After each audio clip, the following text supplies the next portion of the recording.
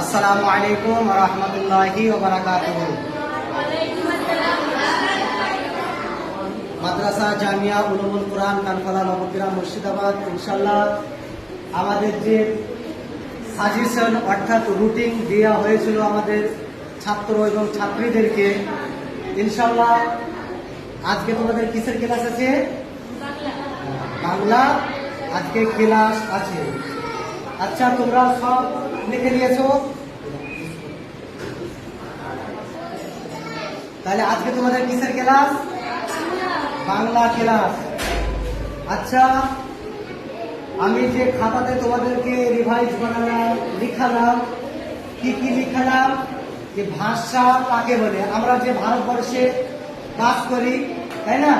আরো যারা অন্য প্রান্তিতে বাস করে, হ্যাঁ, তাদেরও ভাষা আছে। আমাদের ভারতবর্ষের ভাষা কি? কিসের ভাষা?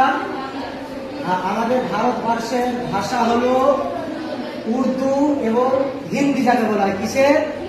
সরকারি গ্রহণযোগ্য কি ভাষা? উর্দু এবং হিন্দি এক এক প্রাধান্য। আর আমরা হলাম ওয়েস্ট বেঙ্গলে বাস করি। কোথায়?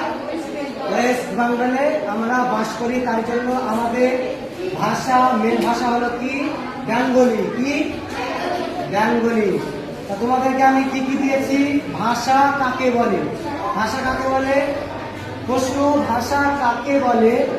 মানুষ যে সকল শব্দ সমষ্টির দ্বারা কথা বলে, মানুষ যে সকল শব্দ সমষ্টির দ্বারা কথা বলে মনের ভাব, যে মনের ভাব প্রকাশ করে, তাকে ভাষা বলে। বুঝতে পারলে তোমরা? যে মানুষ ভাষা কাকে বলে? যে আগে কথা বলার সময় সমষ্টির দ্বারা, মানে আমার জ্ঞান দ্বারা মনের ভাব মস্তিষ্কের সঙ্গে অ্যাডজাস্ট রাখতে হবে, এবং ওটা যখন বের করবো ওটার নামে কি? ভাষা। আচ্ছা, ভাষা কিভাবে গড়ে উঠলো? ভাষা কিভাবে গঠন হলো? মানুষের ভাব বিনিময়ের প্রয়োজনে গড়ে উঠলো ভাষা। মানুষের ভাব, তোমার ভাব, আমার ভাব, সকলের ভাব একত্রিত করার পরে যে গড়ে উঠলো, মানে এক জায়গাতে হলো সে মনের ভাব, তারপরে কি বলা হয়? ভাষা বলা হয়।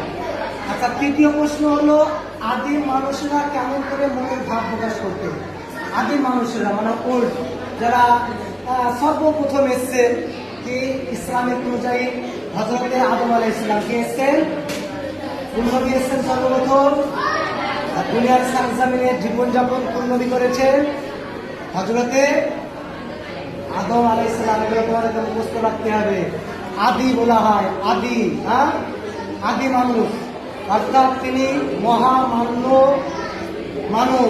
এবং যাকে আমরা বলি, আমরা মুসলমান ধর্মের ছেলে এবং মেয়ে, আমরা কি বলি? ওটা আমাদের নবী। কি বলি?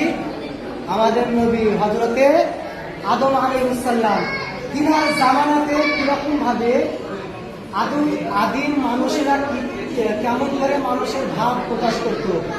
আদিম মানুষেরা মুখে কতকগুলি শব্দের সাহায্যে, মানে যে আমরা বাক্য উচ্চারণ করি, যে আমরা কথাটা বলি, এটাকে বলা হয় কি? বলা হয় শব্দের সাহায্যে। তোমার শব্দের সাহায্যে এবং হাতের ইশারা ইঙ্গিতে মনের ভাব প্রকাশ করতো। কি করতো?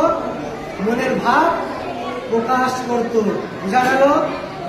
তাই এটা তোমাদের সামনে শনিবার, এটা তোমাদের সম্পূর্ণভাবে এই ভাষা কাকে বলে, ভাষা কিভাবে গড়ে উঠল, এবং আদিম মানুষেরা কেমন করে মনের ভাব প্রকাশ করত, এই তিনটা প্রশ্ন উত্তর তোমাদেরকে দিব।